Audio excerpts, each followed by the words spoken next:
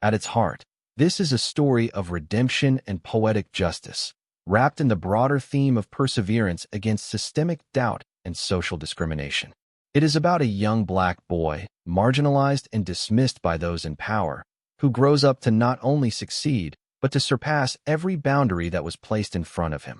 It is a journey of grit, silent endurance, shattered stereotypes, and long-awaited triumph. This isn't just about revenge, it's about quiet excellence answering loud prejudice. The story explores how society imposes limits based on skin color, background, and perceived status, and how those assumptions crumble in the face of vision, talent, and relentless work. This story falls under the drama genre with heavy elements of social realism. It blends emotional weight with real-life systemic issues, racism, classism, and underestimation, while also giving space for human connection, emotional conflict, and eventual empowerment. The dominant emotion is triumph, layered with injustice, anger, humiliation, and ultimately, vindication. Early parts of the story evoke deep empathy and frustration at how the young protagonist is treated. As the narrative unfolds, the emotional tone slowly shifts into one of resilience and ultimately, powerful satisfaction when the tables turn. Unlike many rags to riches stories, this narrative doesn't glamorize success. Instead, it focuses on the internal transformation of a boy who learns to carry wounds with grace and channel his pain into purpose. There's no magical breakthrough moment. It's all brick-by-brick rebuilding, failed attempts, sleepless nights, small wins, betrayals, and moments where giving up feels easier. But he doesn't. The villain isn't one person. It's a system, a set of voices that whisper you're not enough. But through unwavering drive and a mind as sharp as steel, the protagonist rewrites his future. And when he returns, not to seek revenge, but to buy the very place that rejected him, the message is clear. Success is the loudest silence you can serve your doubters. From the title alone, curiosity is ignited. Who told the boy he would fail? How did he rise above it all? What business does he own now? And what happened to those who laughed at him? Did he forgive them? Or did he make them watch as he rose? This title invites the audience to witness a full-circle transformation, from rejection to ownership, and emotionally prepares them to root for someone who was never meant to win. The classroom fell silent as the teacher handed back the math tests. Papers shuffled like whispers of judgment. The boy at the back, shoulders hunched, eyes low, didn't need to look at his paper. He already knew. Another red mark. Another F. Maybe math just isn't for you, Malik.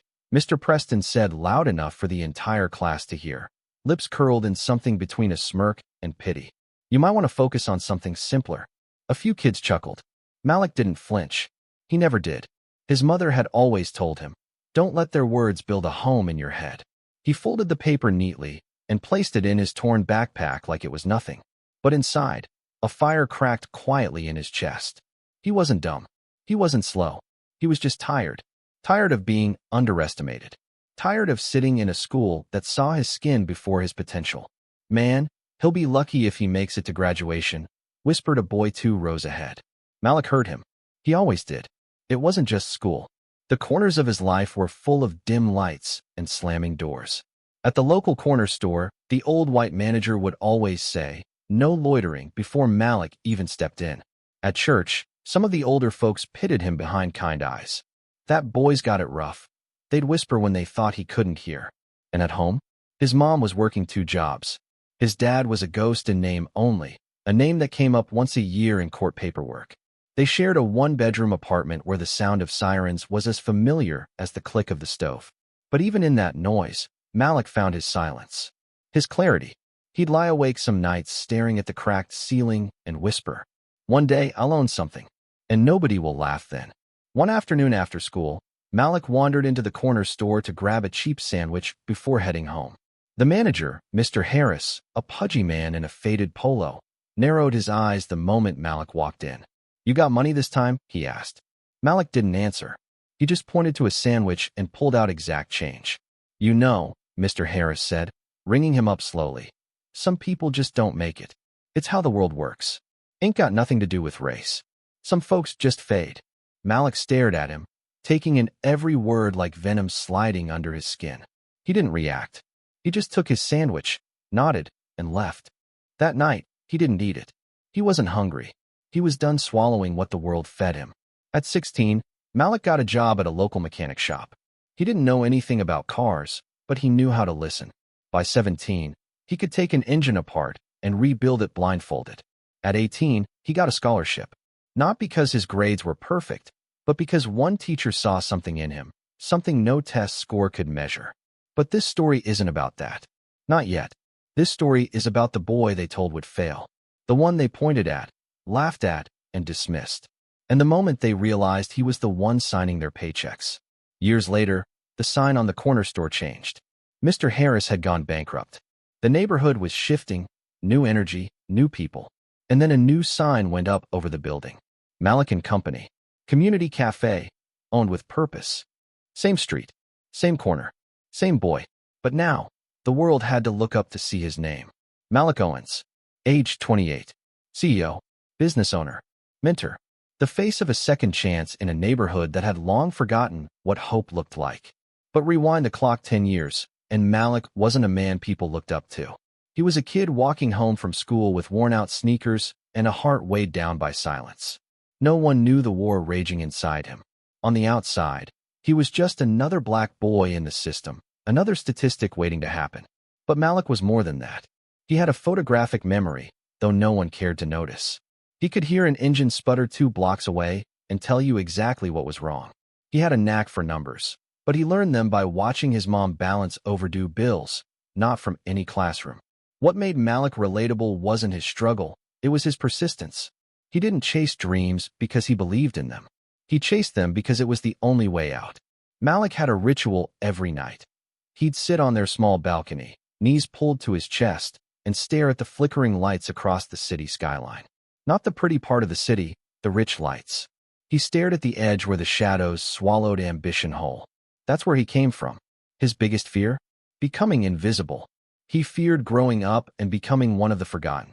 The ones who live, work, and die without anyone ever saying their name with pride. But his biggest weakness? Trust.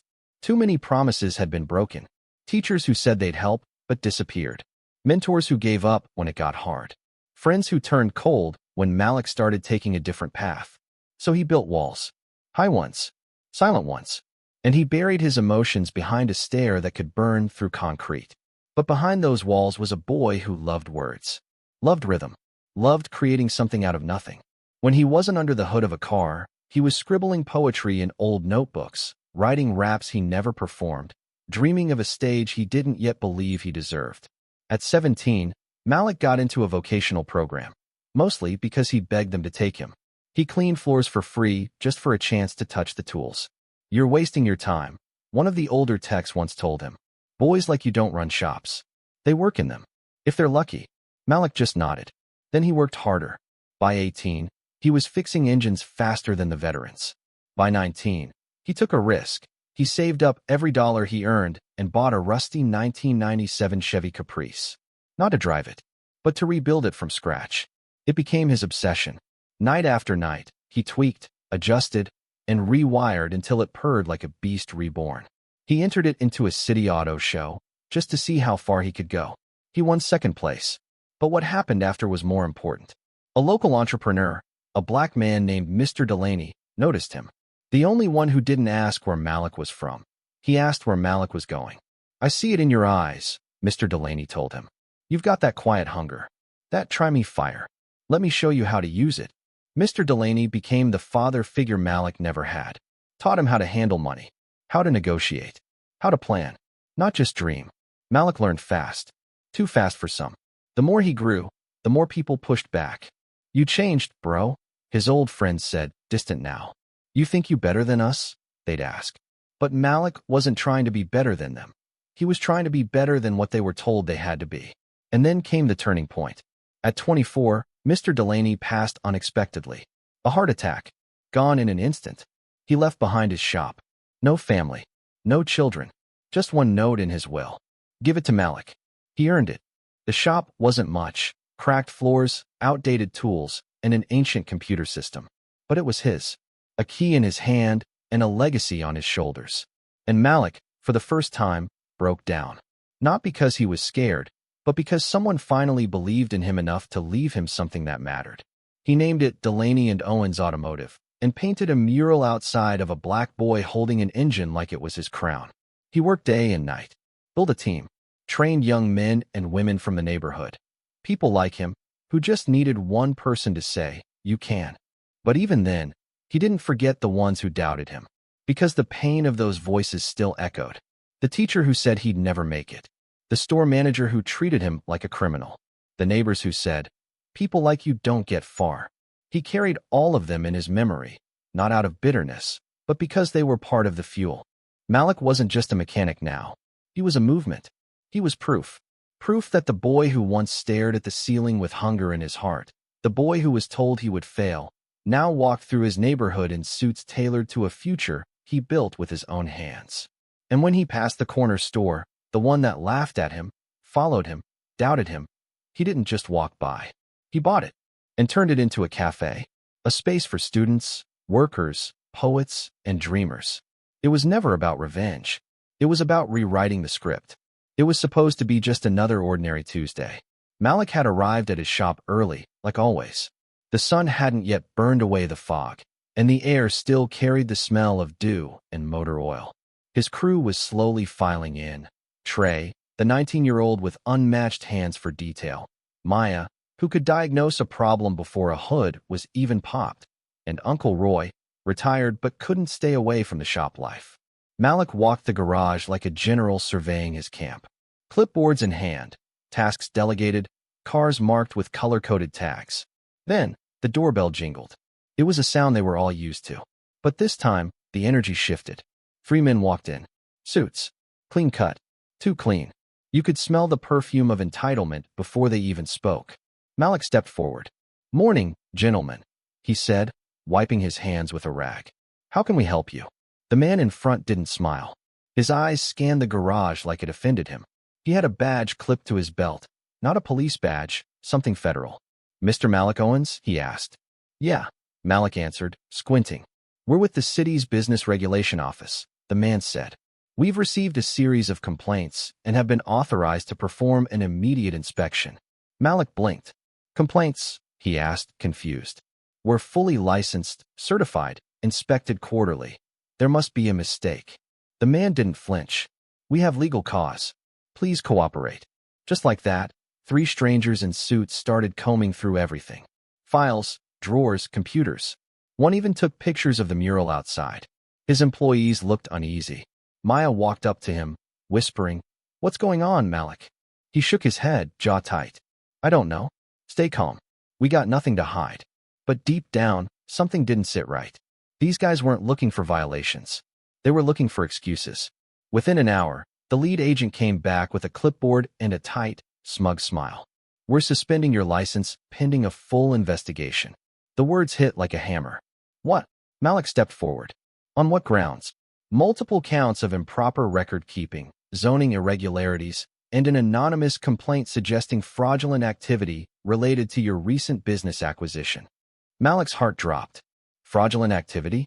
The man nodded. "Until the investigation is complete, you're not permitted to operate." Trey exploded from behind. "This is some straight-up bull." Malik raised a hand. "Trey, not here." He turned back to the agent, breathing deep. "This place is my life. My team's livelihood. You can't just shut us down without proof." "We just did," the agent replied coldly.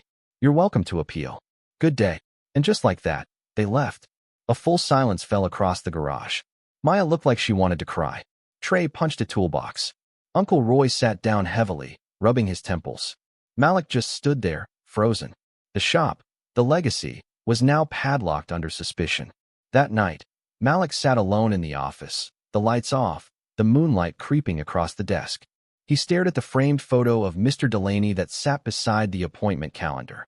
He whispered, "What would you do?" And then the door creaked open. It was his younger cousin, Jalen, a law student. Nerdy, always asking questions, always reading. "Malik," he said, walking in. "I heard. I came as soon as I saw the news online." Malik didn't even turn. "So it's already out there, huh?" Jalen sat across from him. "I did some digging. You're not the only black-owned business that's been hit this week. 3 others, all in gentrifying districts." All recently acquired buildings. All now under investigation. Malik turned slowly. What are you saying? I'm saying someone's trying to push you out, cousin. And they're using the system to do it. Quietly. Legally.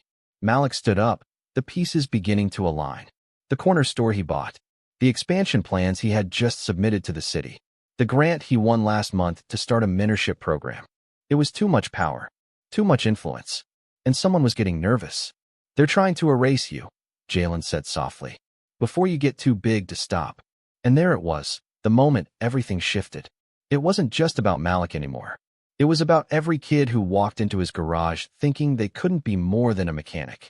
It was about every neighbor who finally believed something real could come out of their community. And now, it was being taken away. But Malik had been here before. Faced darkness. Stared down doubters. They had no idea who they were dealing with. The next day, Malik didn't cry. Didn't beg. He gathered his crew. He told them everything. The inspection. The shutdown. The why. Then he said, I'm not backing down. Not now. If they want war, they got it. They spent the next 3 days cleaning the shop, not because it was reopening, but because they refused to let it die in shame. Jalen filed legal motions. Maya started a social media campaign. #LetDelaney_Live. Trey printed shirts. The community responded with force. Donations poured in. Stories were shared. And people began to notice. Malik Owens wasn't just a business owner. He was a symbol.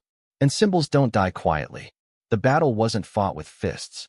It wasn't even fought in courtrooms, at least not yet. It was fought on screens, in headlines, through whispers that reached further than any of them expected. Within a week, #LetDelaneyLive went viral. It started with former customers, folks who had come from miles away to get their cars fixed right and fair. They began posting testimonials online. Malik taught my son how to change his oil and didn't charge him a dime. When I couldn't afford to fix my brakes, he said, pay me when you can. I need you safe. He rebuilt more than cars. He rebuilt hope in this neighborhood. Then came the stories from the youth he had mentored, some of them now business owners themselves. One girl, Jasmine, made a video that hit 1 million views in a day. Tearfully, she recalled, when my dad got locked up, Malik gave me a summer job. I was 12.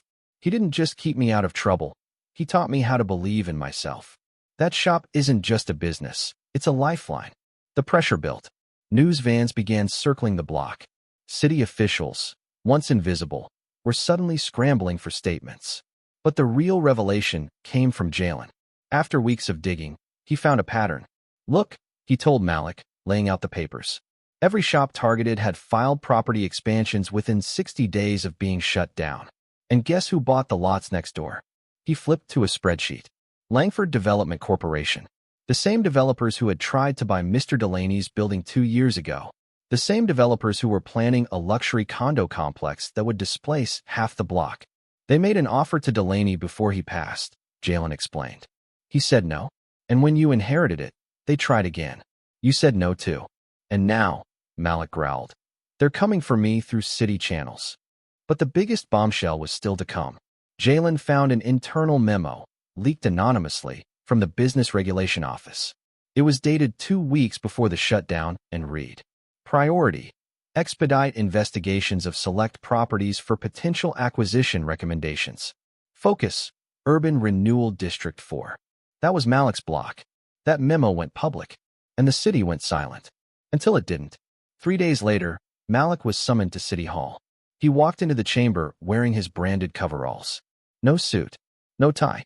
Just grease under his nails and truth in his heart. The mayor, the city attorney, and several council members were there. Mr. Owens, the mayor began, we owe you an apology. Malik didn't flinch. That's not what I came for. The mayor cleared her throat. The investigation into your business has been terminated. All allegations were baseless. Your license is reinstated immediately. There was a murmur in the room. And what about Langford? Malik asked. We are initiating a full audit, the city attorney said. There will be consequences. But Malik wasn't satisfied. He leaned forward, voice calm but thunderous. Mr. Delaney poured his life into that shop. It was the only black-owned business left on that block when he passed. You tried to bury his legacy, and mine, with paperwork and whispers. He looked each of them in the eye. You want to fix this? Don't just give me back my keys. Give this community what you owe. They listened.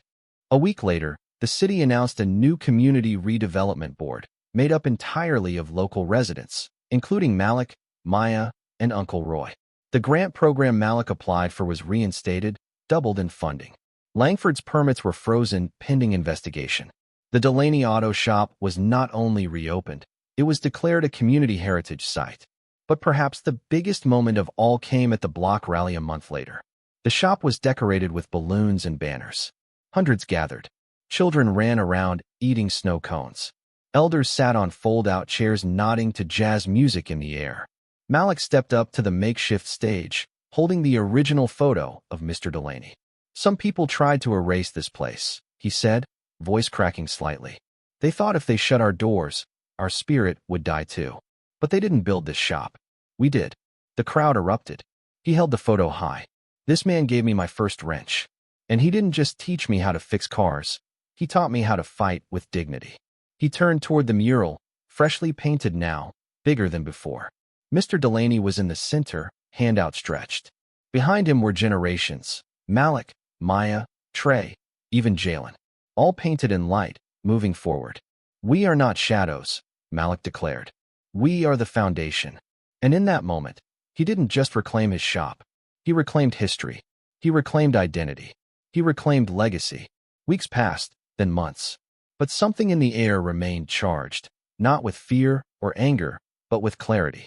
Malik didn't just go back to fixing cars. He went back to building futures. The first major change? The shop didn't just reopen, it expanded. With the grant reinstated and a surge of donations and support, Malik launched a new wing attached to Delaney Auto. Not just a garage, a learning center. The sign above it read, "The Delaney Academy of Trades, built by us, for us." Kids who once skipped class now spend afternoons learning wiring, brake systems, tire alignment, and dignity. Malik didn't believe in just handing out tools. He believed in passing on the weight of legacy. Every student who entered that space heard the same words carved into the wall near the entrance. They told us we'd fail, so we built something they couldn't destroy. The community, once fractured by gentrification threats, found new footing. People who had stayed silent began organizing. Long-dormant businesses reopened. Murals spread like roots across the city, depicting scenes of strength, resistance, and joy. And Malik? He became more than a mechanic. He became a symbol, but he never let it go to his head. One afternoon, as he wiped grease off his hands and stepped into the sun, he spotted Trey, now 16, practicing changing a tire. "Lefty loosey, righty tighty," Malik called out with a grin. Trey looked up. "I got it, boss." "Don't call me boss," Malik chuckled, walking over. "Call me OG." Trey laughed, but then his expression turned serious. "Can I ask you something?" "Shoot. When they shut you down, were you scared?" Malik paused, looked out toward the street where banners fluttered in the breeze. Thought of the empty nights, the sleepless worry, the weight of being told, from boyhood, that success wasn't meant for you. "Yeah," he said finally. "I was scared. Not just for me. For all of us. I was scared that if I stayed quiet, they'd win." Trey nodded slowly. "But you didn't." "No," Malik said. "I didn't." That night, Malik visited Mr. Delaney's grave. He hadn't gone back since the shop was saved. He stood under the soft light of a street lamp, alone with the hum of crickets and memories. He placed a wrench on the headstone. "They tried to erase you," he whispered. "But we wrote you into the city." He stood there for a while, hands in pockets, just breathing. A gust of wind passed through the trees. Not harsh, not violent, just present, like a quiet affirmation. Malik looked up at the sky. "You said I'd take this further than you ever could. I didn't believe you then. But now." He trailed off. A shooting star crossed the horizon. He smiled. "Now I understand." Back at the shop, life kept moving. Jalen launched a podcast, Blueprints and Backbones, where he interviewed Black entrepreneurs and community leaders. Maya published a book about Malik's journey that was being picked up by high schools across the state. Even Uncle Roy had turned his one-liners into a full-blown mentoring program called Wrench Wisdom. And the kids? They were thriving. Not just fixing cars, but fixing systems. Many of them were building visions that stretched beyond the shop walls: solar-powered vehicles, bike repair co-ops, even architecture firms focused on reclaiming neighborhoods. The ripple effect was real. But the real moment of full circle came on the shop's one-year anniversary of reopening. Hundreds gathered for the event. There were speeches, performances, music, food, but one part silenced the whole crowd. A young boy, maybe 10, climbed up on stage. Nervous, trembling. His mother whispered encouragement in his ear. He spoke softly into the mic. "My name is Elijah. I live down the street. I used to think I'd never be anything because my dad's in jail, and people say I act up too much. But Mr. Malik let me sweep floors here last summer. And now I want to fix things. Not just cars, people too. Thank you." He stepped down, and the crowd stood still for a beat, before erupting in applause. Malik held back tears. That was it. That was everything. He didn't need fame, or fortune, or revenge. He needed that boy to believe in his future. That was the real victory.